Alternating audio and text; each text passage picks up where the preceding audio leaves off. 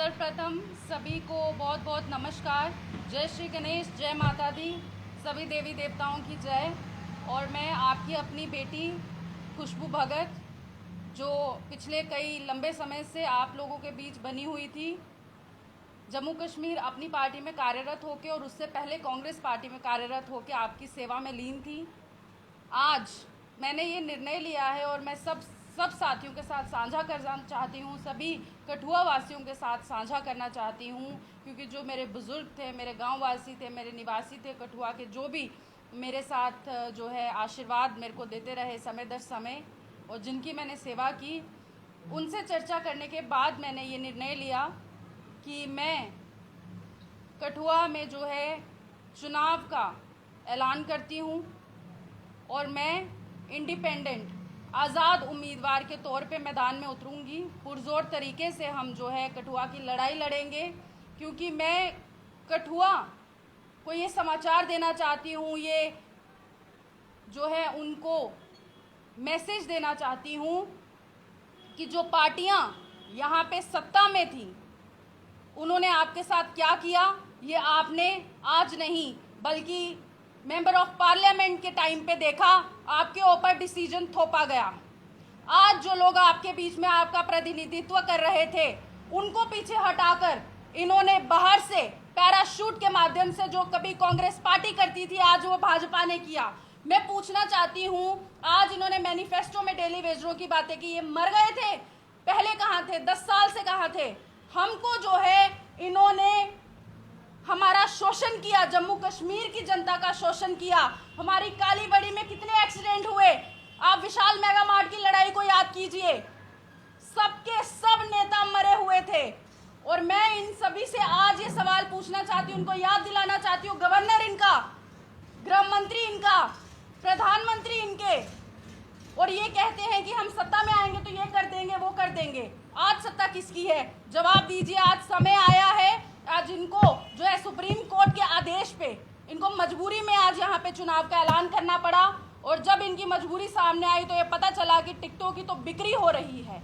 जो आपके बीच में कार्यकर्ता बनके भाजपा के, कांग्रेस के काम करते थे, आज मौके पे वो उनको पीछे कर दिया गया और आपके बीच में नए चेहरे आप पे थोप दिए गए।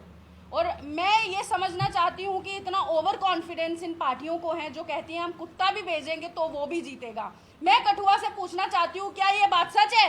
ये गधे को भेजेंगे तो आप जिताएंगे, ये कुत्ते को भेजेंगे तो आप जिताएंगे, क्या ये बात सच है? मैं इन लोगों को यहाँ बैठ के ये संदेश देना चाहती हूँ कि आप मत समझें कि मजबूरी में आपके लोगों को हम जो है वोट डालेंगे। कठुआ की जनता पागल नहीं है। कठुआ की जनता हर उस समय को जानती है, हर उस समय को याद करती है जब ये आपके पीछे पीछे घूमते थे। मैं आज उस बात को याद दिलाना चाहती हूँ, मैं उस एमपी इलेक्शंस को याद दिलाना चाहती हूँ जब हमने सोचा कि हमारे बीच में कोई नया कैंडिडेट आएगा, क्योंकि मैंने तो एमपी इलेक्शंस लड़ने नहीं थे। मैंने तो पहले ही 4 साल पहले ऐलान कर दिया था कि मैं आपके बीच में एमएलए कैंडिडेट बन के उतरी हूँ। आगे वोट देना ना देना वो मेरी जनता के ऊपर है। मैं आपकी सेवा निरंतर भाव से करती थी, करती हूँ, करती रहूँगी। लेकिन जब एमपी के इलेक्शंस हुए तो वही कैंडिडेट सामने आए। जब आज एमएलए के इलेक्शंस हुए तो जो बीच के नेता थे वो गायब हो गए और नाराज़गियाँ इनकी, इतना डिले इन्होंने किया। तो मैं पूछना चाहती हूँ कि क्या ये मोदी जी के स्वर्गवास के बाद भी ये मोदी जी के नाम पे वोट मांगेंगे, या सिर्फ नेहरू जी की गालियाँ जो है लगातार ये जारी रखेंगे? तो मैं पूछना चाहती हूँ, आप लोग क्या करते हैं? आप अपने कामों का ब्यौरा दीजिए ना जनता को। आप क्यों चुप बैठे हुए हैं? अगर आपने लोगों के बीच में कोई काम किया है, कोई आपने लोगों की सेवा की है, तो आप अपने कार्यों को गिनाइए। आप प्रधानमंत्री जी के कंधे पे बंदूक रख के क्यों चलाते हैं? प्रधानमंत्री जी तो सबके हैं, वो किसी पार्टी के नहीं हैं, वो सबके हैं। तो आप प्रधानमंत्री जी के नाम पे वोट मांगना बंद करो। और मैं आपको गारंटी के साथ कह सकती हूँ कि यदि ये प्रधानमंत्री जी का नाम ना लें तो इनको कुत्ते जैसे जूतों के हार पहना के जो है भेजा जाएगा, हर गांव से, हर कूचे से, हर गली से। और मैं ये पूछना चाहती हूँ, कहाँ गया कठुआ का पैसा? कहाँ गया जम्मू कश्मीर का पैसा? कहाँ गया डेली वेजरों का पैसा? कहाँ गई 2 करोड़ नौकरियां? आज आपने नौकरियों को घटा के उनकी संख्या भी घटा दी। जब वो नौकरियां नहीं दी तो आज 10 साल के बाद आप कौन सी नौकरियों का जिक्र कर रहे हैं? दूसरी तरफ मैं इनसे पूछना चाहती हूँ, 5 मरले का प्लॉट हमारे युवाओं को कोई भर्ती नहीं दी गई। हमारे युवाओं को आपने मुझे बताइए। मैं पूछना चाहती हूँ इस सरकार से जो सेंटर में बैठी और ये दावा कर रही कि हम सरकार बनाएंगे। अरे आपका सुपड़ा साफ होने वाला, आप तैयारी कर लो, बैग पैक कर लो। चाहे कांग्रेस, चाहे जम्मू कश्मीर में, चाहे भाजपा, रो रहे हैं भाजपा के नेता, रो रहे हैं और किसी को कॉन्फिडेंस नहीं है वो सीट निकालेंगे।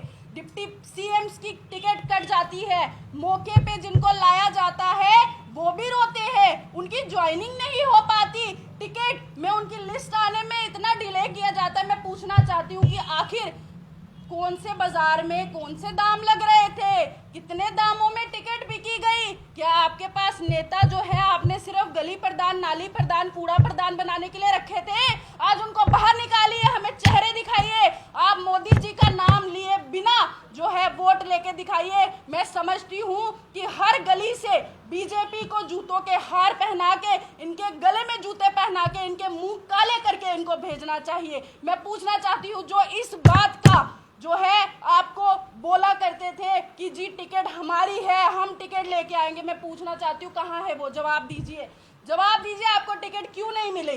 जो भाजपा आपकी नहीं हुई वो भाजपा लोगों की कब हो जाएगी? और आप 10 साल से कहाँ थे? आज बोलने का मौका आया, आप मेरे को मार दीजिए, मेरे को जो मर्जी कीजिए, मेरे पे केस डालो, लेकिन आज मैं बोलूंगी, मैं चुप नहीं बैठूंगी, क्योंकि ये दर्द पिछले 4 साल का है, पिछले 10 साल का है। याद करिए वो दिन जब हमारी धारा को खत्म किया, धारा तो खत्म की, फिर डेवलपमेंट कहाँ है? आप बोलते थे इंडस्ट्रियलाइजेशन होगी, मुझे बताइए कितनी नौकरियां मिली? आप बाहर से नौकरियां जो है लगाने के लिए आपने बाहर से लोग लाए, आप यूपी बिहार बना गए। आज एयरपोर्ट पे यूपी वाले दिखते हैं, बिहार वाले दिखते हैं, आज रेलवे स्टेशन पे यूपी वाले दिखते हैं, बिहार वाले दिखते हैं। एडमिनिस्ट्रेशन यूपी की, आप सुनिए मेरी बात ध्यान से, एडमिनिस्ट्रेशन यूपी की, नेता भी कल यूपी के होंगे। जम्मू कश्मीर की जनता जाग जाए, मेरे मीडिया बंधु जाग जाए। आपने निडर होके काम किया है, नेताओं से ज़्यादा काम किया है, इस बात को मैं मानती हूँ। और मैं ये कहती हूँ कि आज मौका आया है और पुरजोर तरीके से जो है लोगों की बात को सामने रखें, अच्छे नेता का साथ दें। और हमने बोला हम पार्टी को पीछे रख के ये लड़ाई मेरी और कठुआ वालों की है और मैं उनकी बेटी बन के ये लड़ाई लड़ूंगी। इसके बीच में ना पार्टी आएगी ना विचारधारा आएगी। विचारधारा आएगी तो केवल कठुआ की डेवलपमेंट की आएगी और कोई विचारधारा जो है यहाँ पे हम नहीं चलने देंगे। मैं ये पूछना चाहती हूँ कि जब लखनपुर टोल प्लाजा की लड़ाई लड़ी गई, जो है सरोड टोल प्लाजा को हटाया गया, तो क्या यहाँ के किसी नेता में इतनी हिम्मत नहीं थी? या वो दिल्ली में रेट फाइनल करने में व्यस्त थे? क्या उनकी हिम्मत नहीं थी कि यहाँ के टोल प्लाजा को भी वो हटाते? हमारे जो लखनपुर में हैं रेडियाँ लगी हैं, पल्ले वाले हैं, यूनियन है, किसी से तो पूछते। बाजार यूनियन को आपने नीलाम कर दिया, विशाल मेगा मार्ट की बिल्डिंग आपने गिरा दी जो आज भी वैसे की वैसी पड़ी हुई है। आपने कठुआ वालों का शोषण, जेबें खाली की, एक्साइज जो हमारा यहाँ पे पूरे इंडिया में सबसे ज़्यादा कमाई अगर कहीं होती थी लखनपुर टोल प्लाजा पे होती थी, आज आपने उसको प्राइवेटाइज कर दिया। वो पैसा किसकी जेब में जा रहा है?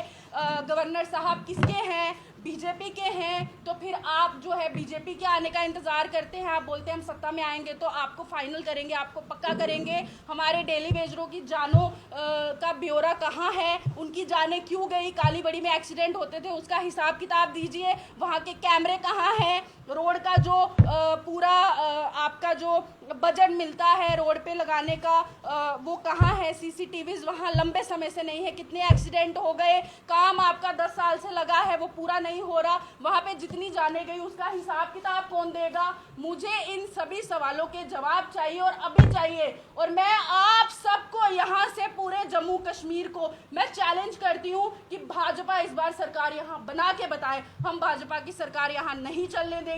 और जो यहाँ पे इंडिपेंडेंट कैंडिडेट जो लड़ाई लड़ रहे हैं, जो अच्छे कैंडिडेट लड़ाई लड़ रहे हैं, वो सारे मिलके आने वाली सरकार बनाएंगे। और हमारी बातचीत जो है वो सेंटर में होगी कि यहाँ पे सरकार किसकी आएगी, क्यों आएगी, और जो हमारे जम्मू कश्मीर की तकलीफों को हल करेगा उसकी सरकार आएगी। और मैं लिख के देती हूँ, सेंटर में भी तैयारी हो चुकी है बीजेपी का सुपड़ा साफ होने की।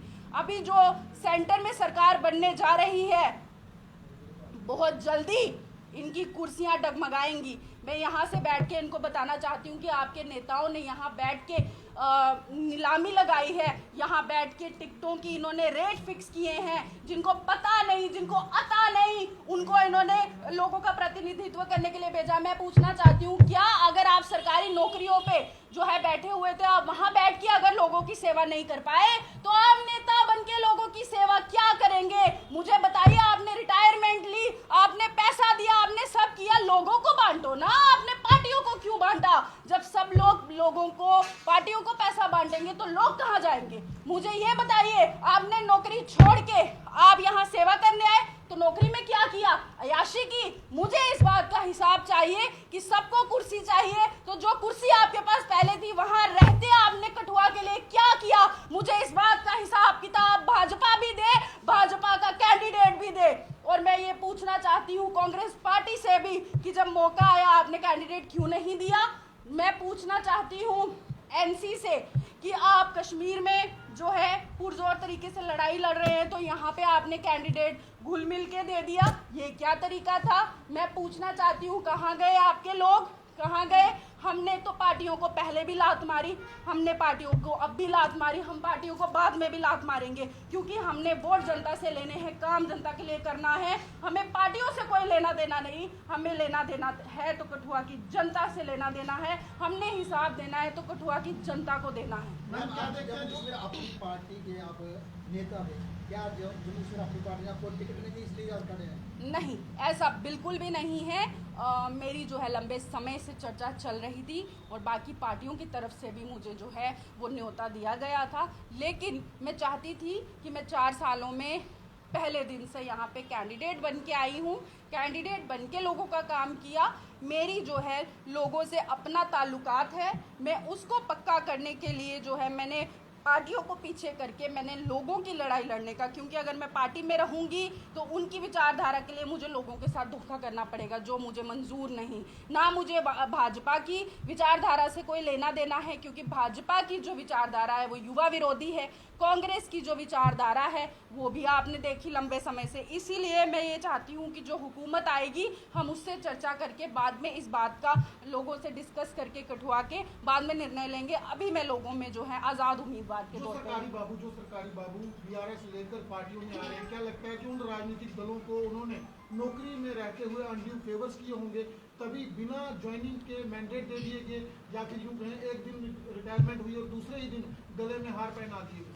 कोई हार नहीं पहनाए गए, जूतों के हार पहनाए गए। सारी बीजेपी नाराज है। दूसरी तरफ मैं पूछना चाहती हूँ, जो बड़े बड़े दावे भाजपा के नेता करते हैं कि फिल्म इंडस्ट्री में नेपोटिज्म है, तो आपने कौन सा बाबा जी का ठुल्लू जो है आपने कठुआ की जनता को थमा दिया दोनों हाथों में?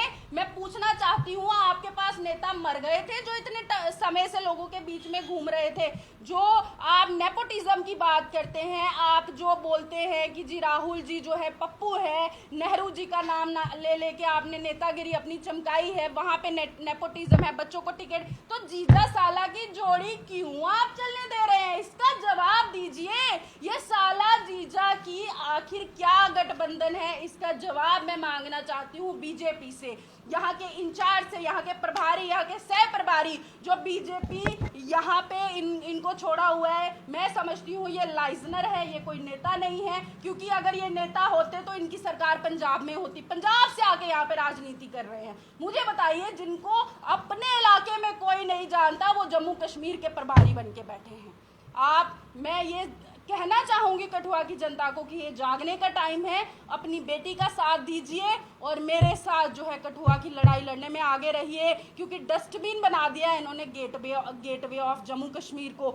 और ये बेटी जम्मू कश्मीर और कठुआ की डेवलपमेंट की बात करेगी।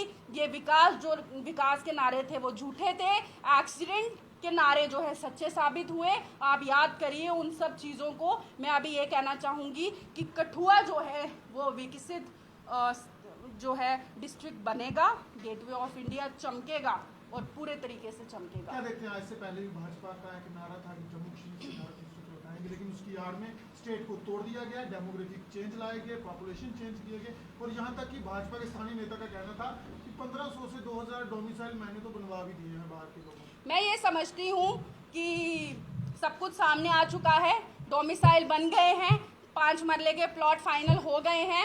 अगला जो एमएलए है वो भी बाहर से ही आने वाला है। तो इससे पहले कि ऐसा कुछ हो, जागिए, अपने बच्चों के लिए जागिए, अपने आने वाली पीढ़ी के लिए जागिए। मैं आपकी लड़ाई लड़ूंगी, आपके समर्थन के बिना नहीं लड़ सकती, इसलिए आपका समर्थन चाहिए, आपका साथ चाहिए, आपका सहयोग चाहिए। हम जो है रेंज रोवर में या वहाँ दिल्ली में बैठ के हम झोला लेके नहीं बैठे हैं। कठुआ में हमने संन्यास लेके बैठे हैं और लोगों के लिए संन्यास लेके बैठे हैं। आपके बीच में लंबे समय से बैठे हैं। मैं सिर्फ ये कहूँगी कि मैं कठुआ की जनता को ये मैसेज देना चाहूँगी कि पार्टियों को छोड़िए। ये पार्टियाँ किसी की सगी नहीं, और ऐसा कोई है नहीं जिनको इन्होंने ठगा नहीं। चाहे वो इन्हीं के अपने नेता हों, वो भी फंड देते हैं तो पोस्ट मिलती है, फंड दिए तो टिकट मिली। वही फंड हम जो है जनता में बांटते तो आज क्या का क्या हो जाता। मैं पूछना चाहती हूँ, यहाँ जो भी अफसरशाह आता है वो झोलियाँ भर भर के जाता है। वो यहाँ से जाने के बाद इतना अमीर हो जाता है कि वो पीछे मुड़ के ही नहीं देखता। बहुत आए बहुत गए, हर महकमे में आए, कठुआ के लोगों को पागल बना के गए, उनके हाथ में छुनछुना थमा के गए। और मैं बड़े बड़े अफसरों की बात करना चाहूँगी। हमने देखा कोविड में क्या हुआ, हमने देखा कोविड का फंड कहाँ गया, वो कहाँ है आजकल, दिखते नहीं। तो इसके लिए मैं ये कहना चाहती हूँ कि कठुआ की जनता जागे, मेरे साथ सहयोग करे, अपनी बेटी को जो है जिताने का प्रयास करे। और मैं सिर्फ और सिर्फ आपके भरोसे पे ये निर्दलीय चुनाव लड़ने जा रही हूँ, किसी की पार्टी के लिए नहीं, लेकिन अपने कठुआ के लिए, अपने कठुआ की जनता के लिए। आपके बीच में 4 साल से आपका कैंडिडेट बन के घूम रही हूँ। इस शेड्यूल कास्ट सीट के ऊपर अपनी बेटी खुशबू भगत को विजय बनाने का काम अगर कोई करेगा तो वो आप लोग करेंगे। मैं ये समझती हूँ कि मुझे जो है विजयी बनाने वाले आप लोग हैं। आपके बिना मैं कुछ नहीं, और आपकी सेवा निरंतर भाव से और सेवा भाव से बिना किसी जो है लालच के मैं करने का प्रयास करूंगी, और मैंने की है। आपने देखा, यदि आपको लगे कि मैं इसके लायक हूं तो आप सब मुझे अपना आशीर्वाद देंगे। मुझे इस बात का विश्वास है, और मैं ये नारा लगाऊंगी यहाँ से कि हमको हिंदूवाद का सर्टिफिकेट नहीं चाहिए। हम पैदा हिंदू हुए, हमें कॉन्स्टिट्यूशन ने शेड्यूल कास्ट बनाया, रिजर्व सीट कॉन्स्टिट्यूशन की वजह से मिली, बाबा साहब अम्बेडकर की वजह से मिली। और आगे जो है हम इस देश को विकसित बनाएंगे, सोसाइटी को विकसित बनाएंगे। धर्म जो है वो हमारा अपना मंदिर में बैठ के करने का काम है, वो हम वहाँ करेंगे। और मैं ये संदेश देना चाहती हूँ कि सब मिलकर इस सोसाइटी को सेफ बनाएं। वो दिन दूर नहीं जब ये आके आपकी बेटियों को नोच नोच के खाने वाले हैं। यदि आपको अपनी बेटियों को सेफ करना है तो खुशबू भगत का सहयोग दीजिए। हर एक बेटी को जो है सेल्फ इंडिपेंडेंट बनाने का प्रयास किया जाएगा। नॉमिनेशन की तारीख जो है वो मैं अपने वकील साहब से चर्चा करके 11 तारीख को हम ये दिन करेंगे, और उससे पहले एक दिन शाम को मैं जो है अपने मीडिया बंधुओं से चर्चा करके एक प्रेस कॉन्फ्रेंस, यहाँ हम एक संदेश जो है वो जारी करेंगे अपने पत्रकार बंधुओं के माध्यम से।